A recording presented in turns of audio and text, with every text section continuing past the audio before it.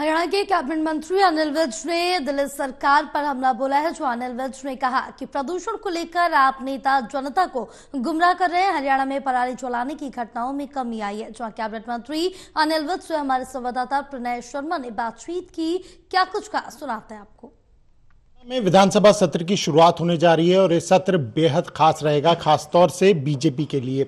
हमारे साथ इस पर ज्यादा बातचीत के लिए हरियाणा सरकार के मंत्री और वरिष्ठ नेता अनिल विज मौजूद हैं। अनिल साहब, 13 तारीख से सत्र की शुरुआत हो रही है, 3 दिन का यह सत्र है, क्या कुछ महत्वपूर्ण रहने वाला है इसमें? नहीं, इसमें कुछ बिल लाए जाएंगे और भी कोई अगर विपक्ष बात उठाएगा तो उसके जवाब दिया जाएगा। तो एक तरह से पहला ही सत्र है ये सरकार बनने के बाद।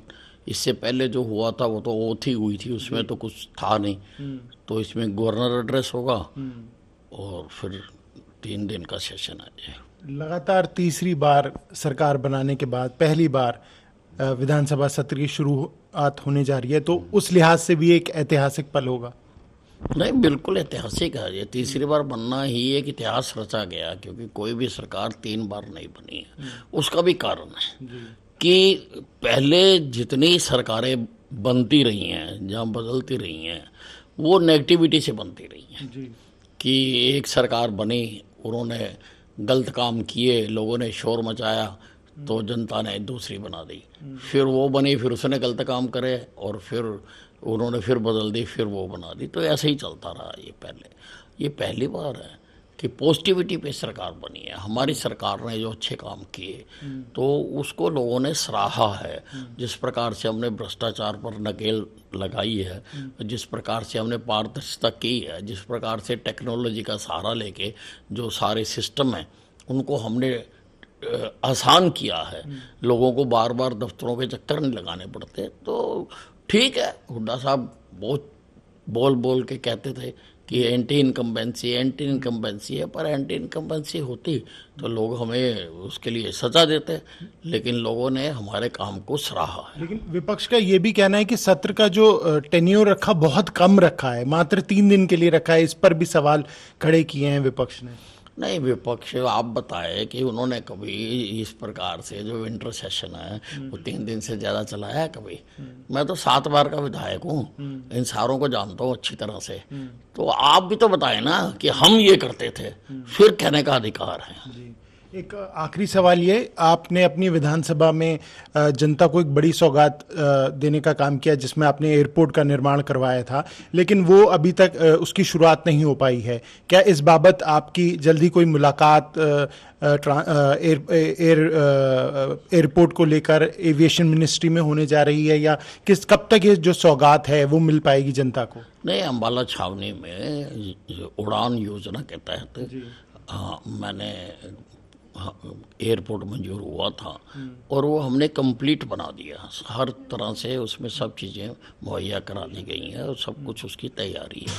उसमें कुछ सामान जो सिक्योरिटी संबंधित होता है वो आना है और वहाँ से उड़ान शुरू की जा सकती है।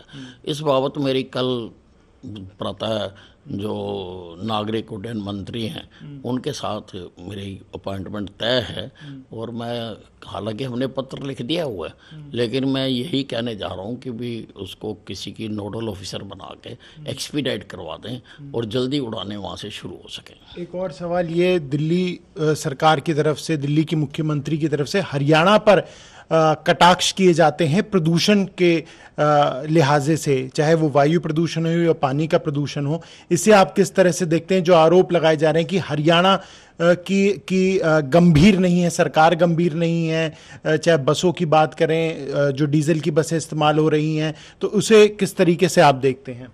तो आम आदमी पार्टी खुद कुछ करती नहीं है और दूसरों पर दोषारोपण करके ये अपना काम चलाना चाहते हैं। आप इनके पुराने बयान निकालो। पहले ये कहते थे कि पंजाब से धुआं दिल्ली आ जाता है। अब पंजाब में जब से सरकार बनी है तब से पंजाब का नाम नहीं लेते। क्या पंजाब में पराली नहीं जल रही? हरियाणा ने तो बहुत नियंत्रण किया और बहुत कम जली है इस बार। पर हरियाणा में कम जलने से क्या दिल्ली का प्रदूषण कम हुआ है? इसका मतलब यह है कि दिल्ली के प्रदूषण का कारण दिल्ली में है, उसको ये ढूंढते नहीं है, उसको ये खत्म नहीं करते हैं, और खाली लोगों को बताने के लिए कि हम काम कर रहे हैं ये कह देते हैं जी दिल्ली से हरियाणा से आ रहा है, कभी कह देते हैं यूपी से आ रहा है। मुझे आप बताइए ऐसी कौन सी हवाएं हैं जो हरियाणा से चल के दिल्ली ही आती हैं? और अगर हरियाणा से आता है तो हरियाणा में ज़्यादा होना चाहिए, जहाँ ज़्यादा होता है वो कम की तरफ जाता है, तो हरियाणा में तो कम है, दिल्ली में ज़्यादा है, तो इसका मतलब दिल्ली से हरियाणा में जा रहा है। जी चलिए, हमसे बात करने के लिए बहुत बहुत शुक्रिया। कैमरा पर्सन हरीश के साथ प्रणय शर्मा, टोल टीवी, दिल्ली।